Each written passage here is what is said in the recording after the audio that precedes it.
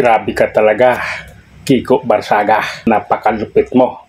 Hindi mahuhuli ng DOJ si Saldico dahil si Boying Remulla ang head nila.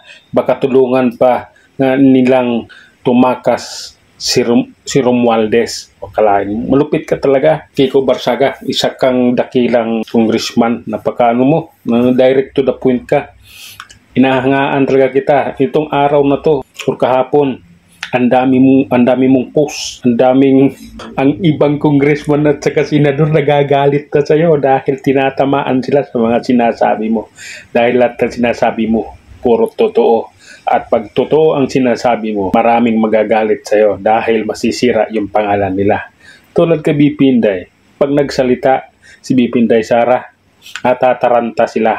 Ikaw ngayon, pag ikaw nagsasalita, natataranta din yung mga kasamaan mo dyan. Pati yung nasa Senate, natataranta din. Di ba? Ikaw lang yung kaysa isang congressman nang tumawag, nagsalita kay Sandro Marcos, kinumusta yung kaso ng tito niyang si Martin Romualdez eh. Kakaiba ka, ibang matapang ka, at talagang direct to the point ka. Kaya nahangaan kita.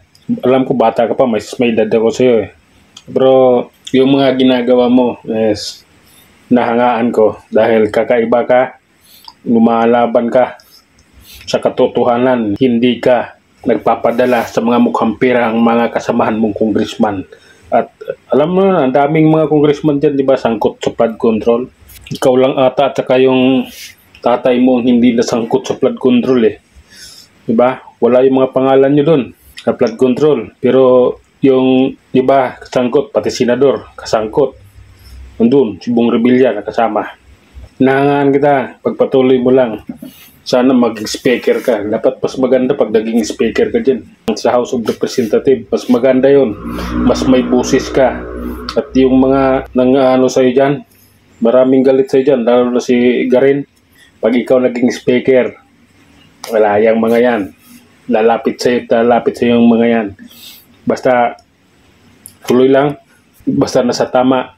Andito yung mga DDS. Hindi ka pahabayaan ng mga DDS. Basta sa tama ka lang. Nasa tweet na dani ka nga.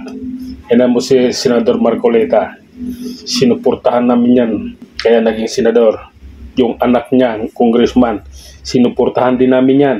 Kaya yan, naging congressman ngayon. Kaya ikaw, pagpatuloy mo lang. Nandito kami. Hindi ka namin iiwan ng mga DDS vlogger at DDS supporter. Hanggang sa muli mga idol. Maraming salamat.